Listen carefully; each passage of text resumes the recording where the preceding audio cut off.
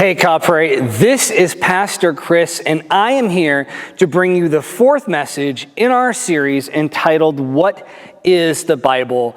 Based on Rob Bell's book entitled, What is the Bible? And we've been reading through this each week and we're trying to answer that question, and we're going to continue to do that today. But first, I would like to talk about something. And this is something I actually talked about last week in my communion segue, but I'm going to talk about it again because I think it's important. And that's what happened 20 years ago yesterday, September 11th, 2001. And like I said last week, I can remember exactly where I was that morning, and I'm guessing that you can too. I remember that I was a freshman in college out in Oklahoma City. I was walking to my first class of the day when a friend of mine, she ran up to me, frantic, trying to tell me about a plane that had crashed into a building in New York. And I couldn't understand why she was so upset. I kept asking her, did you know somebody on the plane? Did you know somebody in the building? And she said no, and I was just so confused.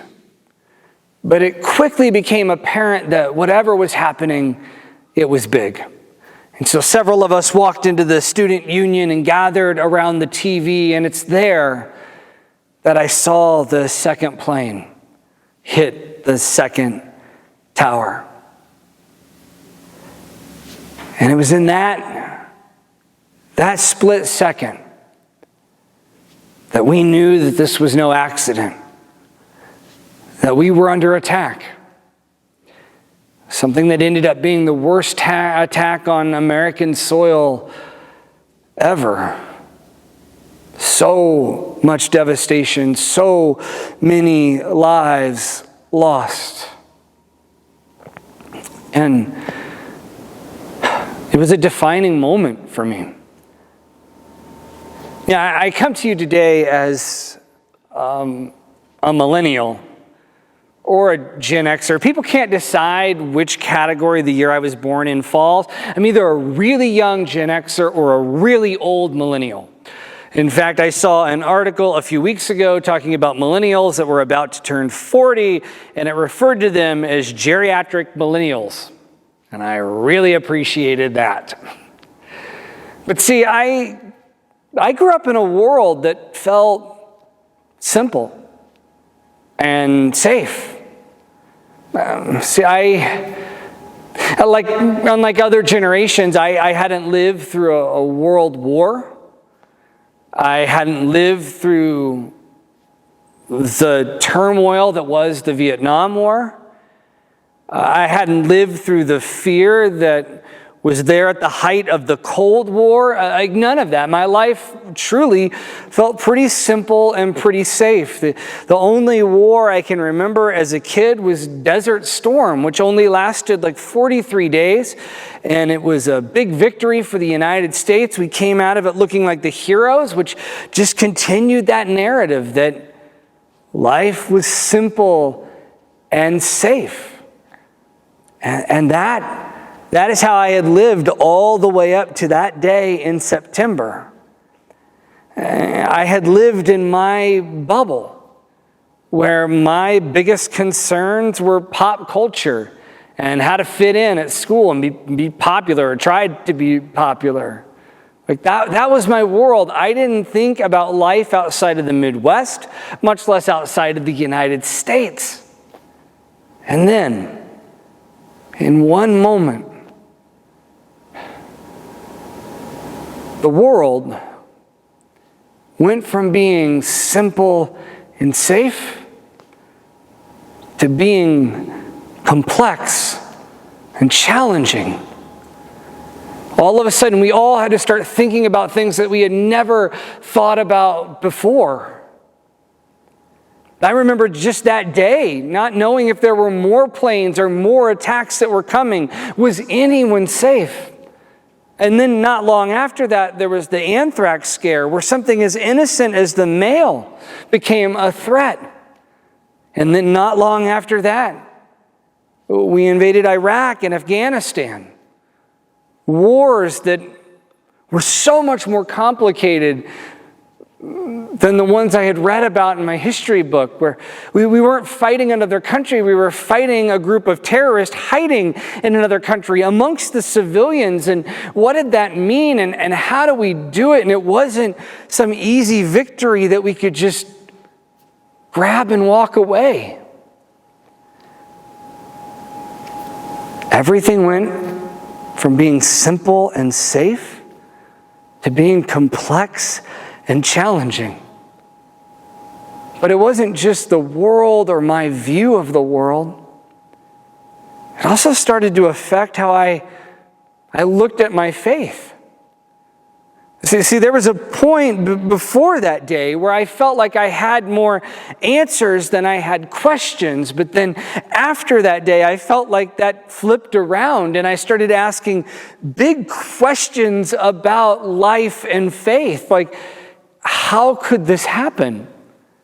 How could God allow this to happen? Why is there evil in the world?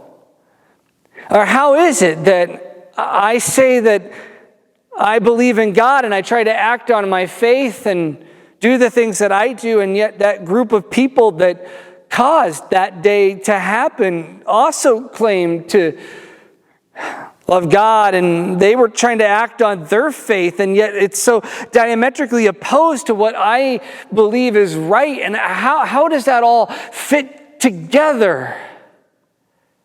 So my faith went from being simple and safe to complex and challenging. And pretty soon, those same questions started to affect how I looked at the Bible. See, up until then, I looked at the Bible as being simple and safe. Even though I carried around a grown-up Bible, I still believed in a children's Bible. Now, let me explain what I mean. See, the Bible isn't always the easiest read. If you've ever tried to read through the book of Leviticus or Deuteronomy, you know exactly what I'm talking about. It can be hard at times to understand. And there are times where the Bible repeats itself. There are the same stories recorded in 1st and 2nd Chronicles, or 1st and 2nd Samuel, or 1st and 2nd Kings, or in the New Testament, we have 4 Gospels that are all slightly different and tell the story in slightly different ways, and you have to kind of figure out how they all fit together. And so what children's Bibles do is they take those stories and they kind of repackage them. They cut away all the confusing stuff. They make sure each story has a beginning and a middle and an end, and everything's tied up nicely by the time that you turn the page, and then they add pictures. And it makes everything feel so straightforward. And that was the Bible that I believed in. But as I'm wrestling with these big questions about life and faith, and I'm opening this book trying to find answers, I'm realizing that it's not as simple and safe as I thought it was. I joked that in week 1 of this series that some people say that Bible, it's an acronym. It stands for Basic Instructions Before Leaving Earth. But as I started to dive into it, I wasn't finding basic instructions. I wasn't finding the 5 steps of how to understand everything that was happening. Instead, I was finding an ancient library of poems and songs and stories and letters and parables and all these things. And around the same time, I'm getting into my biblical studies at Southwest Baptist University. I took an archaeology in the Bible class my sophomore year. Would have been like 2002. And not long into the semester, the professor comes in and he explains to us that this is going to be a difficult class for us. Because the truth is that there are times where the archaeology doesn't back up a completely literal reading of every story in the Bible. That when you take into account 3 million Israelites wandering around in a small desert area for 40 years, there should probably be more evidence, or that if there was a global flood less than 6,000 years ago, then all over the earth you'd be able to dig through the layers and see it, and that's not always true. And he's telling me all of these things, and I'm shook. I'm rattled. I don't know what to make of it. And then at the same time, my denomination, at least at the time, the Southern Baptists, they were having their own debates about the Bible. And they were arguing about words like infallible and inerrant. What they meant was, is the Bible without fault, and is the Bible without error? Which you might want to instantly say, well, yes, of course, but then you have to ask, well, what does the word error mean? What does it mean for something to be perfect? Because there are times in the Bible where we know we're missing parts, that there was something that was written in this gap that we don't have anymore. Or we know that there were things that were added later that were written into the margins of manuscripts but became a part of the text. And if you compare all the manuscripts, they're not exactly the same. And we know that there are times where the grammar in the Bible that's being used isn't perfect, that the English teacher might have used the red pen a little bit. Not English teacher, but I guess the Greek or Hebrew teacher.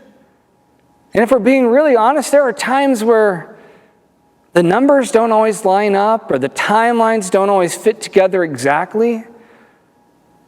There are parts of the Bible that appear to be saying one thing, and other parts that appear to be saying another thing. And there, I guess you'd say, contradictions. And so when you ask the question, is the Bible without error, what exactly do you mean? And as I'm wrestling with all of that, in the midst of trying to find answers to these big questions about life and faith, I start to wonder, can I trust this? Or more importantly, can I believe this?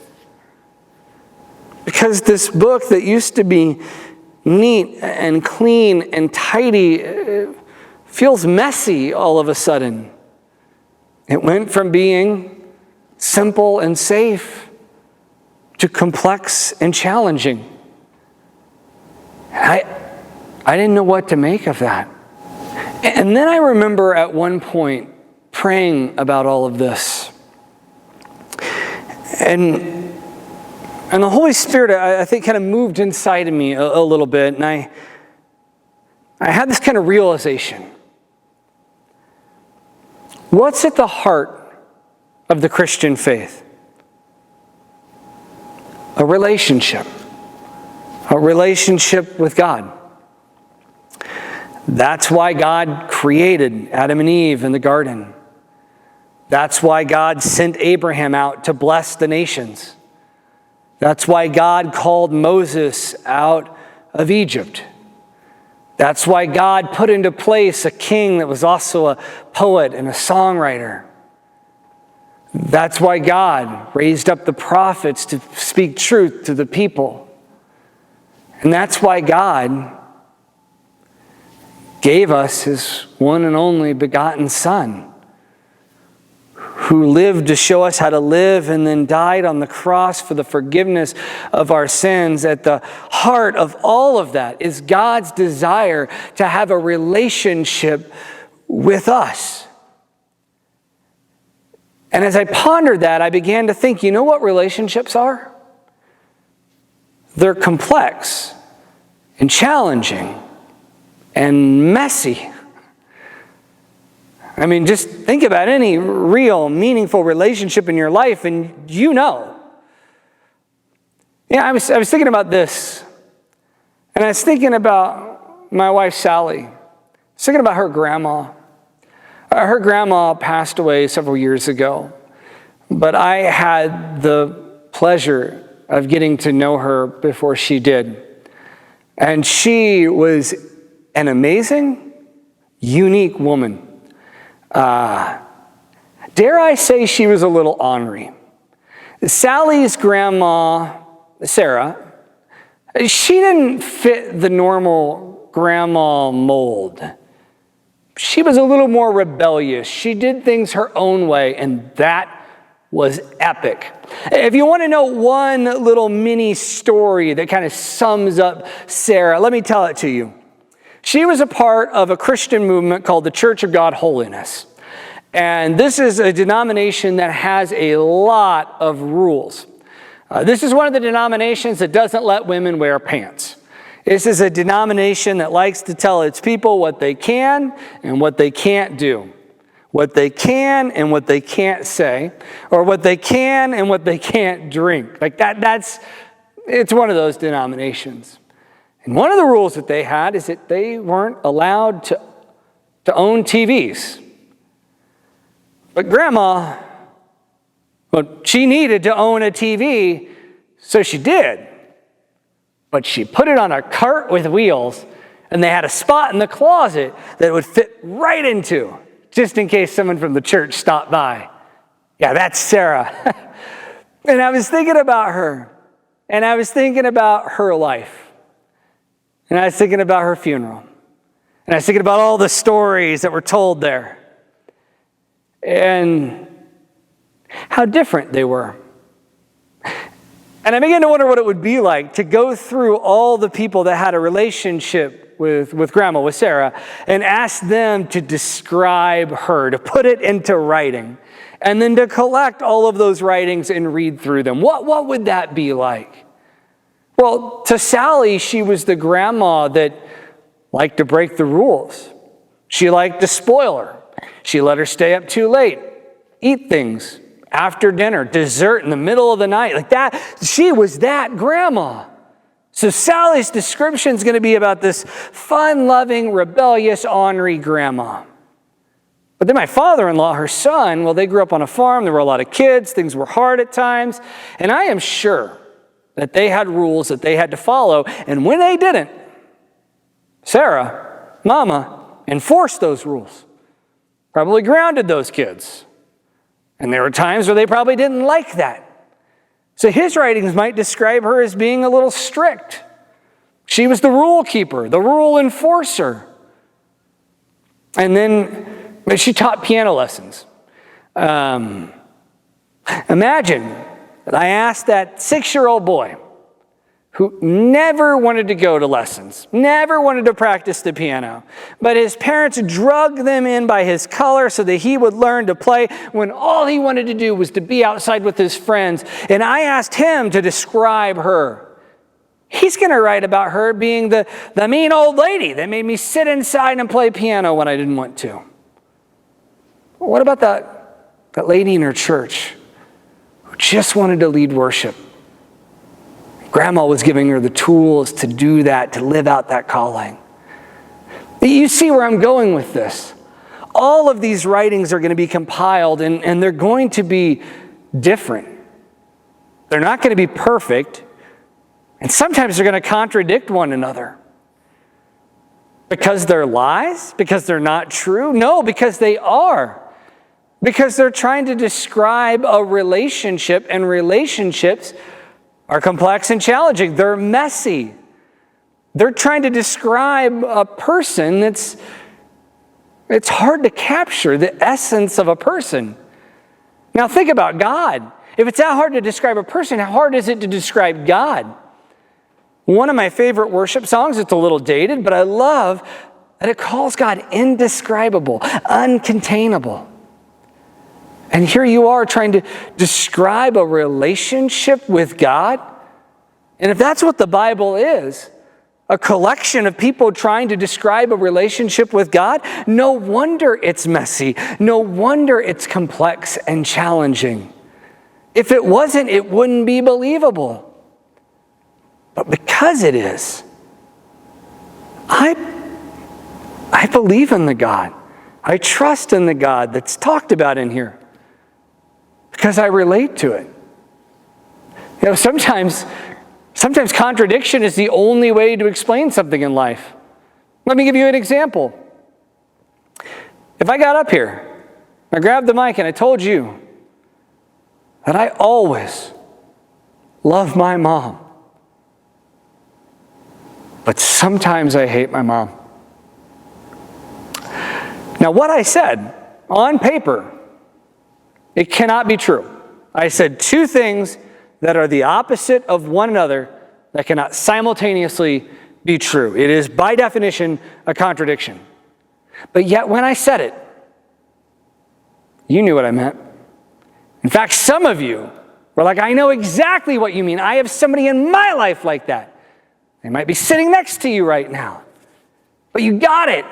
Because life is messy. It's complex and challenging, and sometimes it's hard to describe the indescribable, the uncontainable. And that's what the Bible is. And I find that oddly reassuring, relatable. You know, in the first week of this sermon series, I quoted Martin Luther, who says that the Bible is the cradle with wherein Christ is laid. In a way, he's comparing the Bible to the manger. And I love that. Over the past couple of weeks, we've actually been starting to plan our Christmas Eve services this year. We're returning to the Kill Creek Barn, and I love those services because they're such a perfect reminder of where it all began. In a barn, in a manger, in a cradle, outside, among animals. You know what it was? It was messy. It was dirty. And that's how God chose to enter the world. Because Jesus has a habit of showing up in the messy, dirty places of life. That's kind of what he does. And so doesn't it make sense that the Bible is a little messy and dirty? Because it's people having a relationship with God, and it's Jesus showing up in the midst of their lives. That's why this psalmist can write on one page, God, you are always with me in my time of trouble. And then write on another page, my God, why have you forsaken me? Because that's what relationships are like, and those are the kind of relationships that Jesus shows up in. Now, I want to read you a passage today as we start to wind down. And this is a passage in the middle of the book of John. If you ever get bored and want a really exciting read the middle of the book of John. It is quite a roller coaster. And this is in chapter 10, and it refers to Jesus as our shepherd and us as his sheep. And I love that because in so many ways that just continues to ring true. A little while back, I saw this clip on YouTube of a shepherd and a sheep, and it perfectly describes our relationship with God, at least at times. Take a look.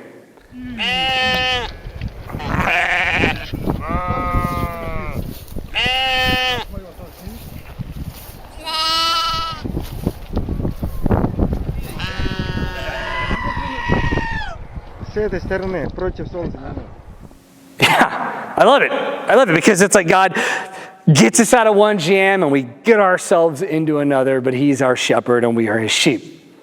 And that's the illustration Jesus uses as he begins speaking here. He says here, John 10, I tell you the truth. Anyone who sneaks over the wall of the sheepfold rather than going through the gate must surely be a thief and a robber. But the one who enters through the gate is the shepherd of the sheep. The gatekeeper opens the gate for him, and the sheep recognize his voice and come to him. He calls his own sheep by name and leads them out. After he has gathered his own flock, he walks ahead of them, and they follow him because they know his voice. They won't follow a stranger. They will run from him because they don't know his voice. And he goes on and he says, those who heard Jesus use this illustration didn't understand what he meant, so he explained it to them. I tell you the truth, I am the gate for the sheep. All who came before me were thieves and robbers, but the true sheep did not listen to them. Yes, I am the gate. They will come and go, or those who come in through me will be saved.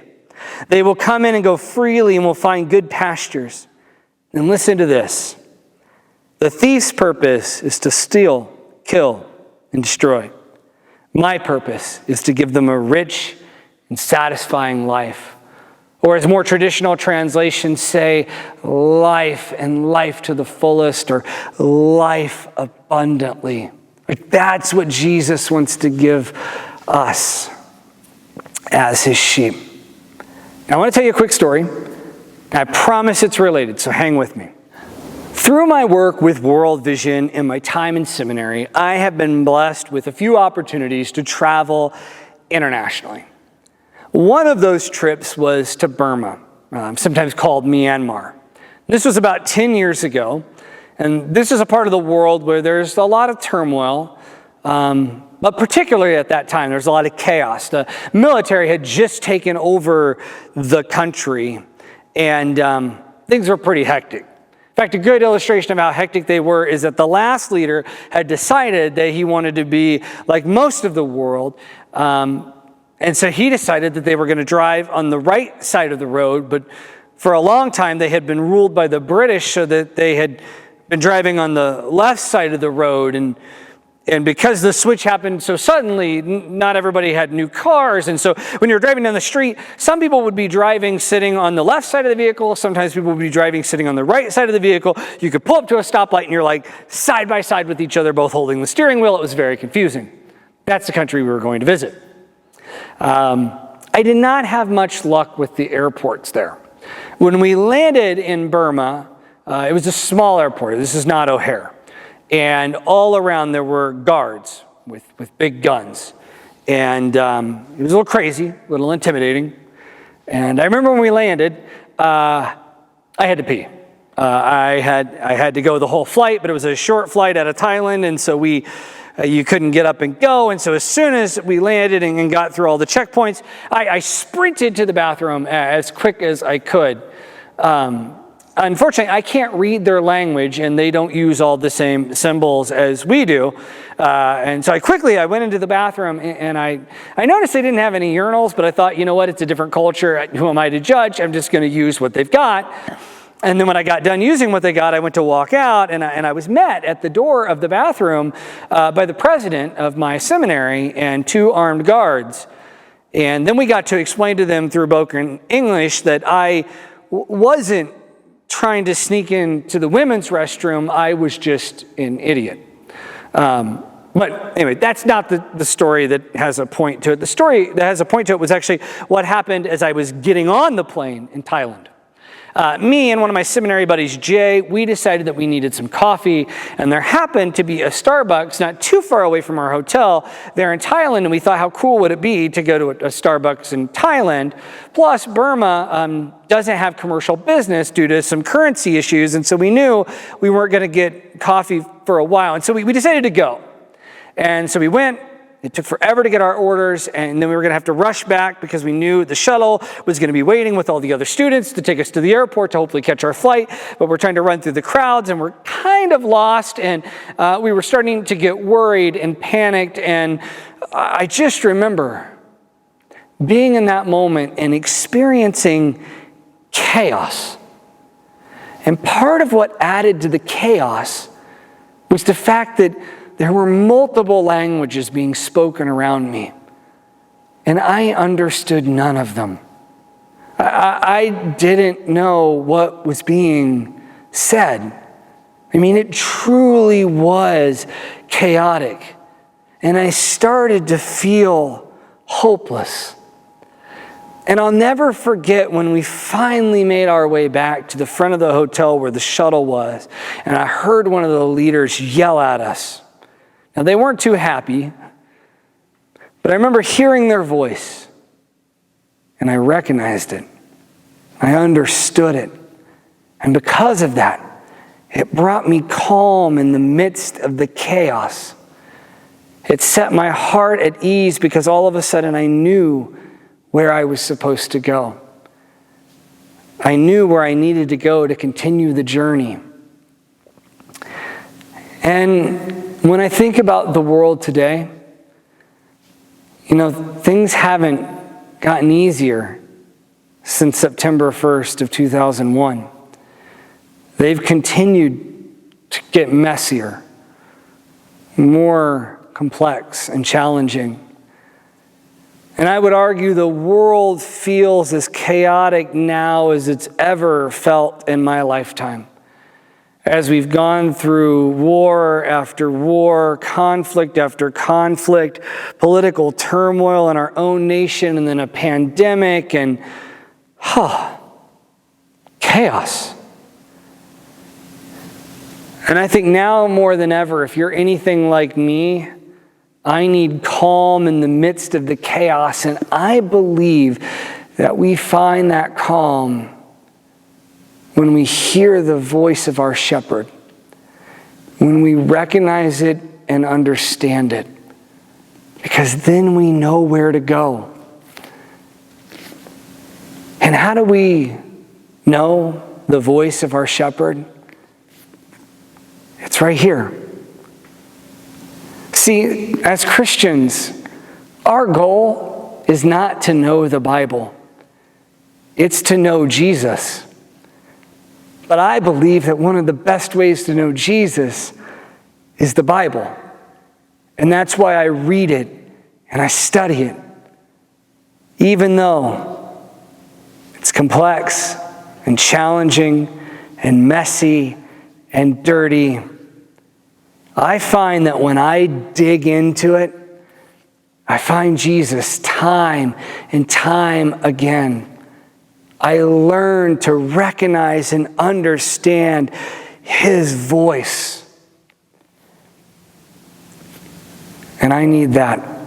And I think you do too. And so that's why, for me, this whole series is an invitation to you to dig in with me, to get dirty, to embrace the messy, to realize that it might not be simple and safe, it might be complex and challenging, but that's what makes it great. And as I've realized that, the Bible has gone from being complex and challenging to endearing and engaging. I find myself unable to put it down. And I hope that someday you'll be able to say the same. That's my goal for us as a church. And so, next week we're going to wrap up this series in kind of a fun way. We want to answer what questions you have about the Bible. And so I'm going to put a number on the screen. You can text or you can email me. My email is in the notes tab. And you can ask us whatever questions you have about the Bible. And next week, Pastor Dan and I, we will try to answer them the best we can, both online and in person. And we're going to close out this service with a kind of special song. If you've ever heard me talk before, you know that my grandpa was a driving force behind me answering my call to ministry. And in fact, his last words to me are engraved on the cover of my Bible. And one of his favorite songs was "'Tis So Sweet to Trust in Jesus." And I want you to listen to it and reflect on the words of that song in light of what we talked about today. Can't wait to see you guys next week.